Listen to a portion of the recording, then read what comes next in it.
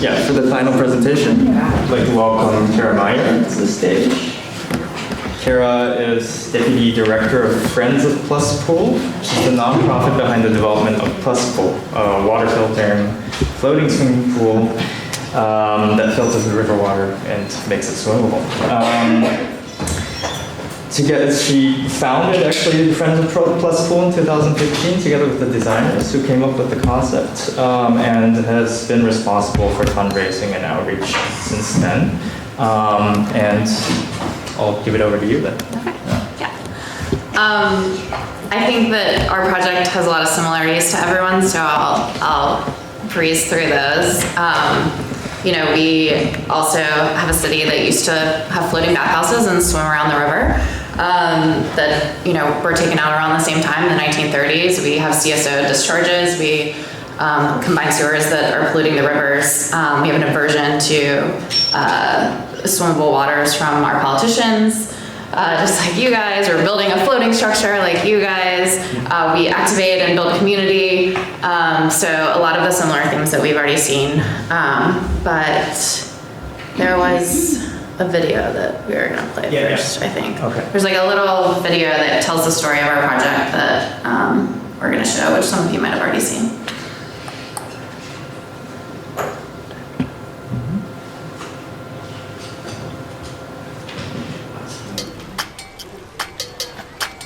Hi, I'm Neil Patrick Harris. I live in New York City, and I want to do something that people did for hundreds of years. Can you guess? I want to swim in the river. I briefly polled my fellow New Yorkers to see if they wanted to join me. Nah. In your city, no. Okay, why not? Filled with poop. The bodies. Combined sewage overflow. What I call poop flow. All good points, but let me see if I can change your mind. Step into my time machine. Early 1900s. Oh my God, yes, you're right. It's a floating pool in the river. In 1911, nearly 2 million patrons used the floating baths. The 100 years of industry and storm runoff and sewage made the water very gross. So now the rivers have been off limits so long that people forgot how weird it is that we don't actually swim in them. But things are about to change. This is Plus Pool. It's shaped like a plus sign, floats in the river, and filters the water without using chemicals. It will clean more than 600,000 gallons of river water every single day. It's free and can hold up to 2,800 people. I'm not making this up. It's civic, it's public, it's environmental, but also the fact that I think it's really simple as an idea. This is Dong-Ping Wong, architect. He was a young New Yorker with a groundbreaking thought. It's hot, and I want to go swimming. So the idea of a plus-shaped pool was born. He assembled a team of experts to develop the idea. Okay, they were his friends. Jeff is the conservative, smart, and safe one.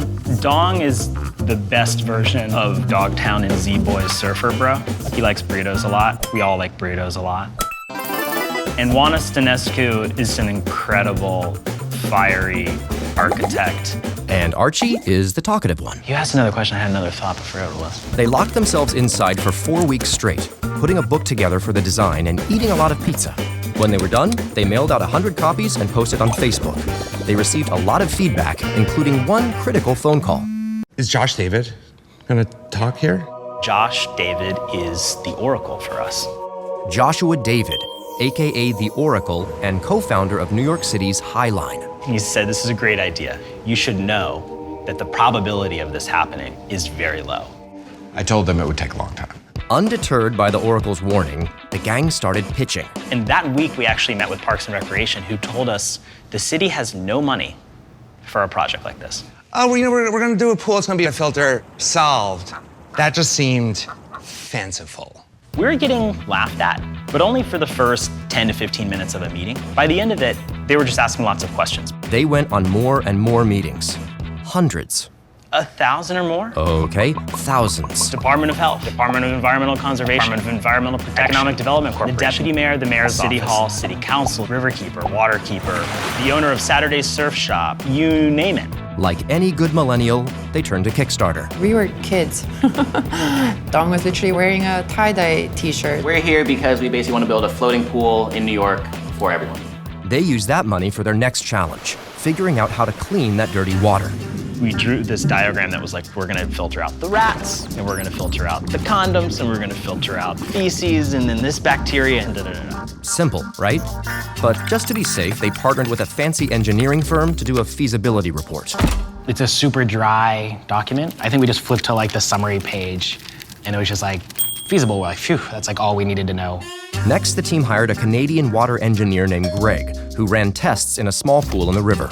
We called it Float Lab. And his days were brutal. He would be out in the sun, changing out the cartridges, take tests 3 times a day.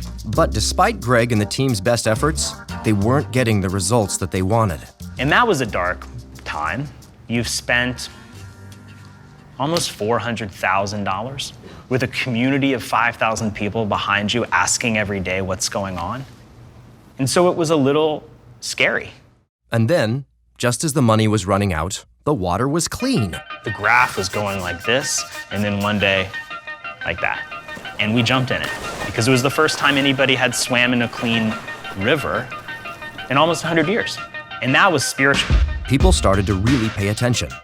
There was a moment when the 4 founders said, this isn't a naive hipster baloney thing anymore. This is real. 2011, Jay-Z writes about it on his blog, Life and Times. Holy shit, it's definitely happening. Mayor of Sydney, Australia tweets about it, says, when can we get a plus pool? David Letterman doing his monologue about plus pool. Time magazine called plus pool one of the top inventions of the year. The Cronut also won. And you're like, this is gonna happen, Mom, you know? And it was totally happening, Mom. Plus Pool even caught the attention of Heineken, who were super excited to help make the rivers accessible to everyone again. Heineken, through the Cities Project, is really good at identifying people that are doing projects that are making their cities better. The Cities Project is all about giving back to cities. It's Heineken's initiative to make cities better for the people who live in them. This is one of those ideas that everybody who hears it's like, of course I want to do that. Of course I want to swim in the water. They think it's a little bit crazy and like, that's never going to happen. But you know what? The more you talk about it, the more we get it out into the public conversation, the less crazy it sounds. Heineken has given us the ability to speak to an audience. It'd be pretty fun if we could swim in the river again. Much bigger than the audience that we have currently. Heineken's primary purpose is to drive awareness. We want people to demand that they get Plus Pool. And if we could clean the water in one river in one city, imagine multiplying that by Plus Pools all over the world. My greatest hope for Plus Pool is that it spawns. If we do it here, it will float everywhere. The millions of people in this country and all over the world that have ideas about how their cities can be better, they should be listened to. They should be given the tools. And they should have the opportunity to make them happen. And yeah, that's why we're doing Plus Pool. What is truly amazing about this team is that nobody asked them to do this. So much of what we do in New York is made possible because people give of themselves to make these things that we all love about New York City exist. And Plus Pool is going to be one of those things. Things happen in this city with 1,000 signatures. We're trying to get 100,000 signatures to tell the city of New York that we want to swim in the river, and we want to do that with Plus Pool. And we all can be a part of this. Tell the city you want your river back. We live in the greatest city on Earth that just so happens to be surrounded by water. Why wouldn't we swim in the river? It's not just about swimming in the river, it's about what it means to do a project like this at all. So go to swimintheriver.com and sign the pledge, buy a tile, and get your swimsuit ready. We'll see you at Plus Pool.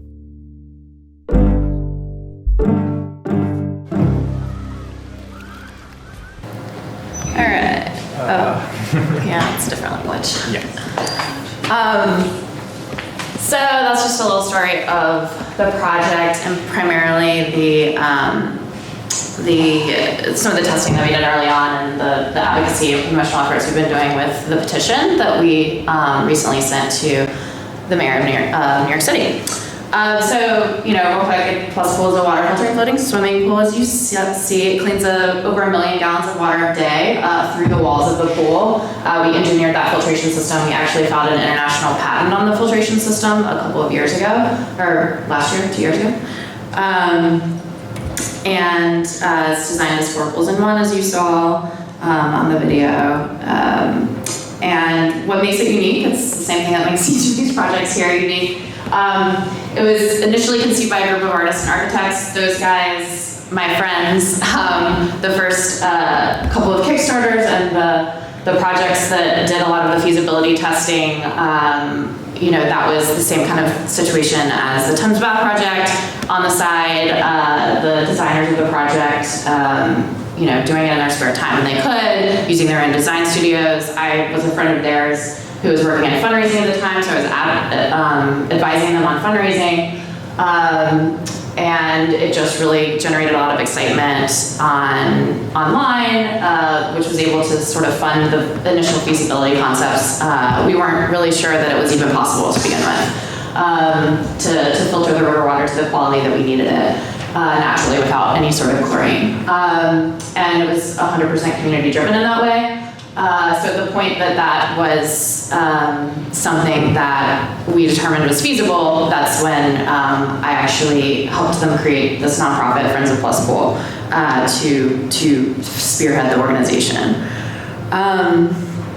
So this is some of the stuff that was also highlighted in the video.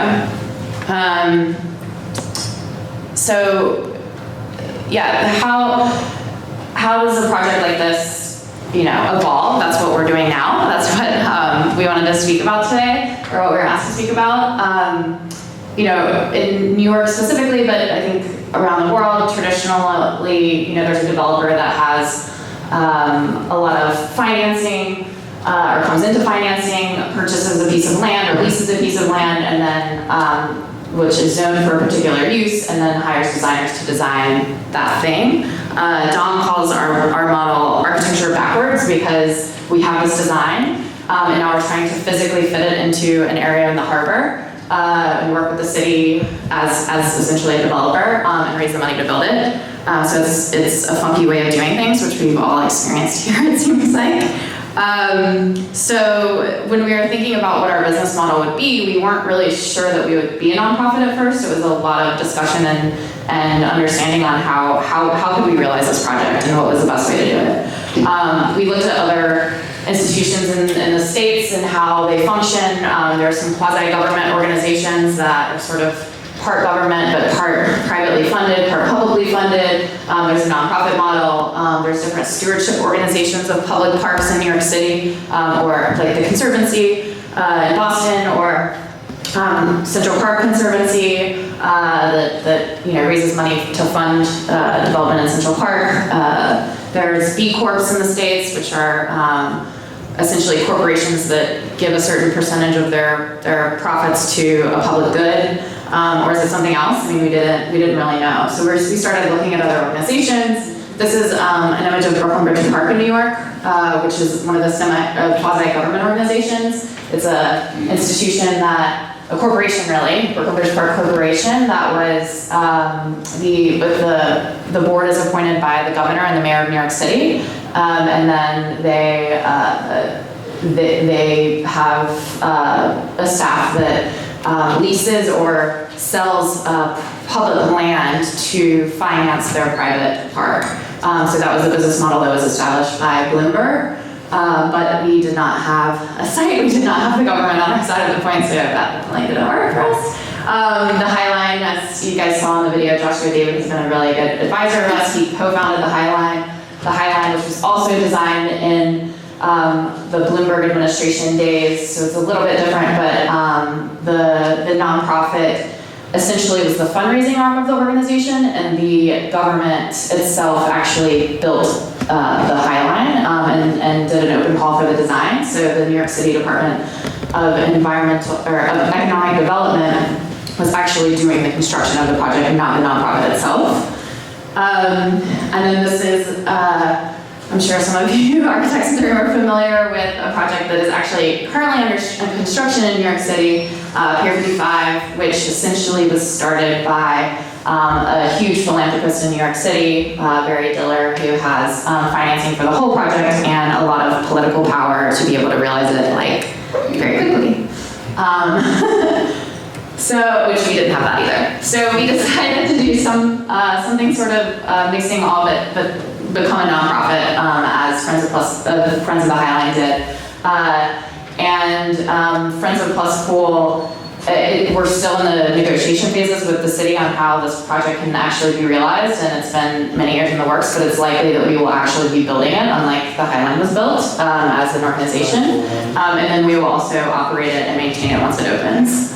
But as some of you other people have spoken about, Charles River Conservancy and Pool is Cool activations and projects are this is our 501c3 nonprofit determination letter, which we got, which is also a complicated process in the States. So what does this organization do? It will build and eventually operate and maintain the pool, but we also founded it to educate the public on the issues affecting water quality, to promote water stewardship, and to celebrate the river and free and safe access to it. So through that, we have launched a couple of different programs. This is a free Learn to Swim program that we do for low-income youth in New York City. Will now be its 4th year, and we've taught hundreds of kids to swim for free. We give them all the gear that they need, because these people would otherwise not be able to even have the goggles and the swimsuits to be able to learn to swim. And we provide pool time, which is also very complicated to get access to in New York City, because there are so few pools for the number of populations. There's a huge disparity in terms of income disparity on who learns to swim and who doesn't. We go into schools and we have curriculum that uses the science and the technology and the engineering and math of Plus Pool to teach kids about those issues, and uses the story of Plus Pool to teach those skills. We work with 2 schools in New York City that are doing a semester-long course on green infrastructure. We have another one that's doing a semester-long course on water quality, and another on advocacy.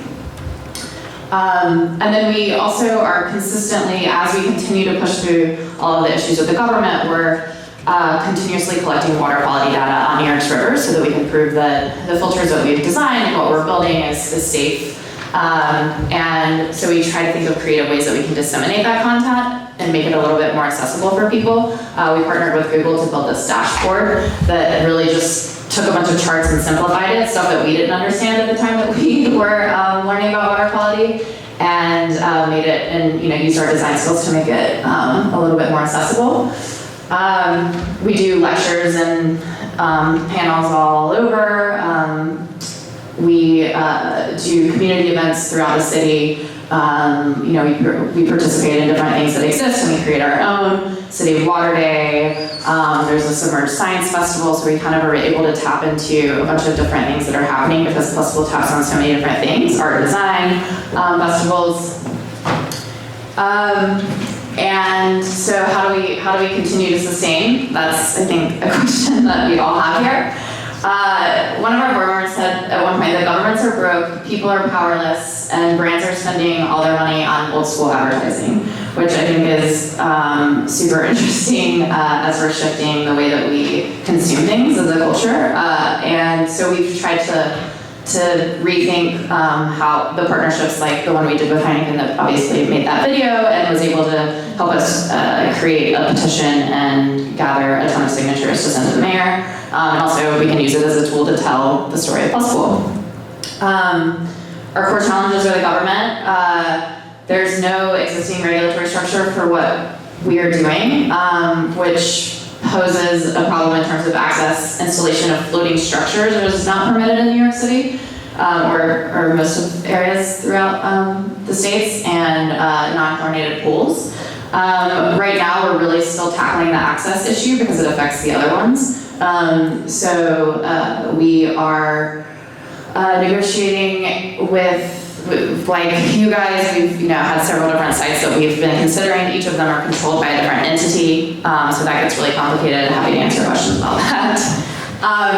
And we see both the funding and the permitting of the Plus Pool as something that is site specific. There are people that are interested in it going here that might be interested in funding it versus another area of the harbor. But we have about 15 sites in and around Manhattan that are technically feasible. We've defined that as technically feasible in terms of depths and currents and all of that we are trying to figure out the right partnership with the right entity.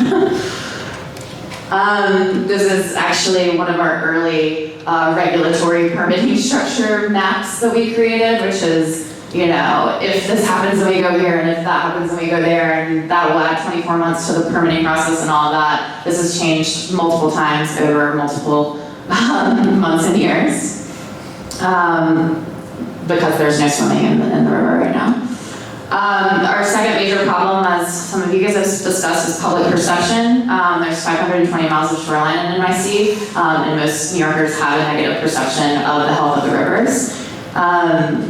So, we knew as an organization that we needed to change that if people wanted to swim, but also we wanted to change it, and that's a way that we can actually work with the city to change the public perception on the water, on the cleanup that they have done. As you guys saw in the video, people on the street are like, I would never swim in the river. And it's slowly changing. This is a project we're doing this summer, where we have designed floating lights that will be installed in the river and connected to our water quality instruments, and they'll change colors based on the quality of the water in the river. So it will be a floating light sculpture that is meant to show people that the water's not as bad as people might think the majority of the time, and when it is, what's happening. It's another way that we can, we're using creative ways to talk about water quality. So there's like a rendering of, it's going to be a plus shade, of course. And we also had to go through the regulatory permitting process for that, which is super complicated, and it's actually taken about 2.5 years. And then money, we have to sustain our organization, our funding streams, keep the people that are interested in funding it in the long term, depending on where it goes, engaged, and make sure that we can continue to support our staff to go to these meetings all the time with the government. We do that in a lot of different ways. We partnered with Heineken, as you guys know, in a lot of different projects. Tribeca Film Festival. We partnered with Cindy Sherman, who designed a pool float for us that is sold at museum stores all around the world, actually. I think it's sold at the Tate, actually.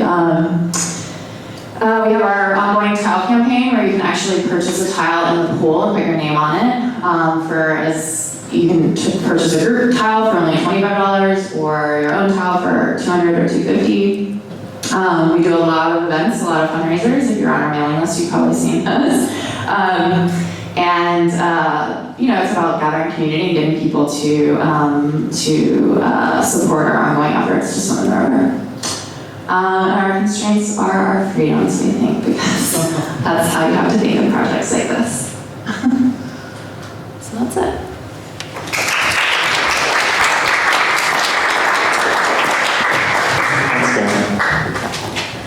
Does anyone have any questions?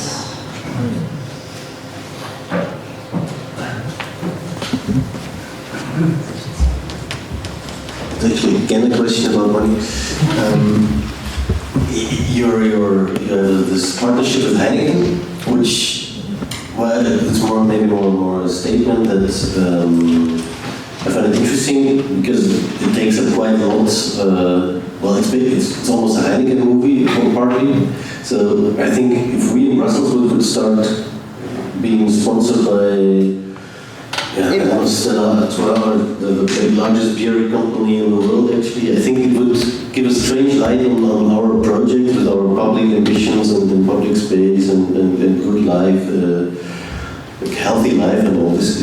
Were there some comments towards you in this way? Yeah, I think that, I think especially in the States, there are even artist projects that are going through this right now. It's like, there's a balance between being able to partner with someone that allows you to realize something that you otherwise wouldn't, or not being able to do it at all. So I think that we've been really fortunate actually with Heineken. The video that you saw is one specific thing where they had a presence because of the Heineken Cities project.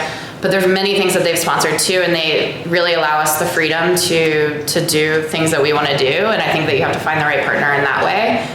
We work with a lot of other companies, a lot of other brands as well. Tier gives all of the swimwear for our kids in the swim camp. We have partnerships with foundations throughout the States, and you have to find the right partners. We've actually turned money down from people because we didn't believe that they had the same kind of ethos that we were looking for, or that we were interested in, or perhaps are a company that does not have a history of good sustainability, or something like that. So I think it's something that in the States in particular, our donors and our supporters recognize the people that are funding the project and helping us realize it in an authentic and organic way. And the reason Heineken likes it is because they then know that they have consumers that are interested in Heineken because they're supporting us, not because, they had a few minutes in a video.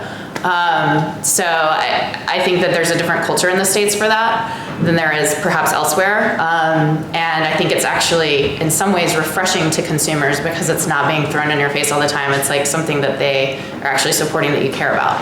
So, I mean, you have to balance it and you have to choose and you have to fight for, what you need and what you want and be able to say no, I think.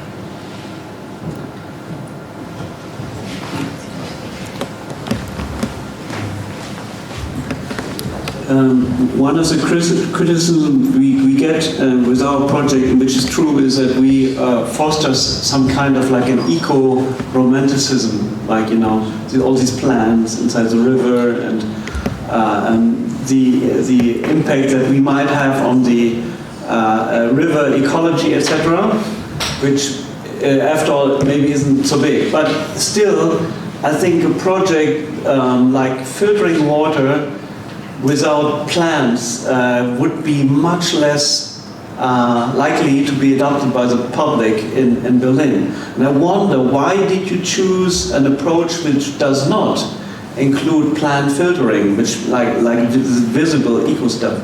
Yeah. Well, as someone who's not the architect or designer on the team, I can answer, I'll speak for them. But initially, I mean, Dong really conceived of the idea not knowing that this technology didn't exist on the market. I mean, it was kind of like, oh, I want to go swimming, insert giant Brita filter into this architectural structure that I created because I'm an architect. And it wasn't until the project kind of got out there in the world and it picked up legs and we started looking into it that we didn't know that kind of technology didn't exist. So we engineered it for the pool. But throughout that whole process, and there's a lot of things that we don't talk about in detail because they're not defined yet, and also will be site specific, but those are things we're looking at, in addition to maybe outside of the pool, but also particularly with regulatory issues in the States with the Department of Health and specifically in New York City's Department of Health. There has to be by code some sort of disinfectant. So we are proposing that disinfectant is the filter.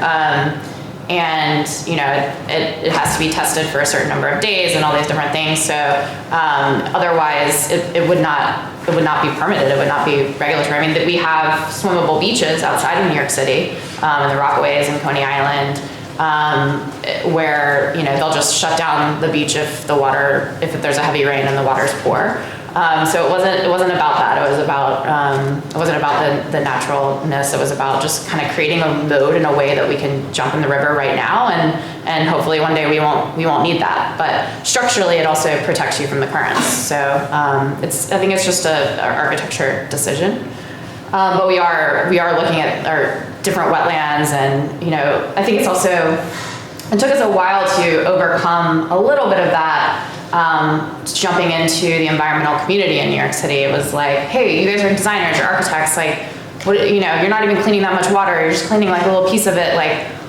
There was a little bit of resistance at first, but partnering with them, explaining to them, letting them see how we can work with Google and design something that makes water quality transparent. They're starting to get okay, wait a minute, if you create a structure that people can access the river, that in and of itself is environmentally, a pretty big contribution, the changing of the public perception and all those things. And through that we met our friends at the Billion Oyster Project and all these other different areas, so we can learn from them and create things in and around it once we actually start designing the site-specific designs of it. A lot of technology has come out since this project was initiated in terms of, solar jetties and floating this and floating that and different, groups doing different things. So we haven't done the final design of this project yet because we don't have an area to design for it yet. So all those things might come in later. But the pool itself, we've figured out how to make the water quality swimmable through the filtration. I don't know if that answers your question.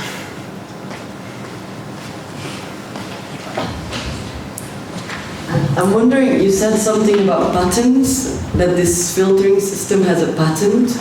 Why did you decide upon this? That was a decision to possibly in the future generate revenue. Ideally we're adapting and sharing that technology with people that want to use it for the public good, but it can also possibly help us in the long term fund the operation of the pool so we can keep it free, or other projects or other pools. It was primarily for a long-term revenue generating prospect. And because we had, some other supporters of ours are a ton of legal experts who were able to do that for us, essentially for free. And it was something that we were able to do relatively easily in terms of like the actual filing. Yeah, but it steps away, I believe, from your goal to clean so many gallons of water, no? I don't think necessarily. I mean, if you make it like that, people have to pay for it to get this system. Well, I think we have the freedom to be able to decide that. I think that we've talked about. Right now, there's not even a market for it necessarily, right? Like maybe it's nothing. But if there is a market for it, and you want to go, build a private club or something that it doesn't democratize the water, then maybe we want to charge you for it. But if you're opening up, and then maybe we can create a fund with that revenue that supports the next generation of design solutions that solve environmental problems, or a new program that teaches kids how to swim or something like that, so it can help sustain the work that we do that serves our educational mission. But maybe it's something that we gift to different pool groups that need that technology because they're doing something else. So it's also, I guess, in the vein of something you do in America. Good to know. Yeah. If I may, I have a quick question about. Sure. You mentioned the board, or kind of that your organization has a board. I was wondering if you could tell us, how many people are actually on the board, and what is the role of a board in a 501c3? Did I get that right? Yeah. And like, is kind of how do you get these people on board? No pun intended. And like, is this also a strategic instrument in a way? Yeah. All those things. Yeah. In the United States, boards of nonprofit organizations are, I guess, like corporations, fiscally and financially responsible for the organization. That is a legal requirement. And though some board members aren't fully aware of that, they just think it's cool to be on a board. But that is, they have a duty of care and a duty of finance and all of those things.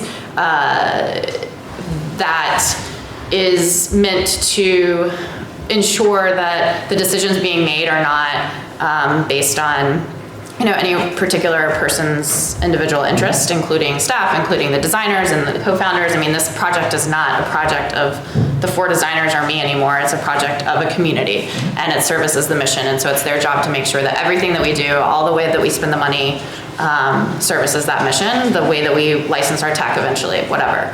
And they also financially contribute to the organization. That's a cultural thing in the States, I'm sure, probably more than other places, but also something that has grown over time, like from the 70s till now, where people are not only asked to join the board and lend expertise and experience, but also financially give money to it, so that when it does come time to make a decision on a contract and we're spending a huge chunk of money, they have a little bit of skin in the game and they're like, okay, yeah, this, I don't want to spend my money on this, kind of thing. And then how do we recruit them? How do we find them? I mean, building community is a huge part of what we do every day, both for advocacy, for education, for financing, and for realizing the project. So we try to diversify in terms of expertise. We try to, it's also culturally significant in the States to have a board made up of a certain kind of person that maybe the government would respond to. Oh, you have a good board. Okay, this person's done this before. That's super important. So it takes a lot of time and a lot of energy, and that's another reason we do a lot of parties and events and gathering people together. But it's super important to the project for all of those reasons. And helpful. I mean, it's helpful to me, it's helpful to the team, it's helpful to the project overall, because you have all those things that they're contributing to. But you still work daily on this? Like, how many people work daily on this? So we have 2 full-time staff, 2 part-time staff. We have 11 board members now, which is, I'm sure Charles River Renata can speak to it. It takes time to build an organization. We've only been an organization for about 3.5 years. So it takes time to build all those things and those relationships and get someone to want to give you cash to be involved. We have advisory board members, and then we have a ton of designers and contractors that we contract for various different projects. Maybe the government will say, oh, I want to see a site plan for this area. So then we have to figure out how to give them that, because it's all in our effort to gain access. Or maybe, we need a marine engineer study on a particular area, the harbor or something like that. So. And how much these architects that were involved in the beginning are still involved in the whole? Yeah, so actually 2 of them work part-time for the nonprofit. And then 2 of them usually will contract at like a very low rate for design projects if we need them. It's all kind of been partly personal choice in that setup. Cool. Well, thank you, Karen. I'm sure.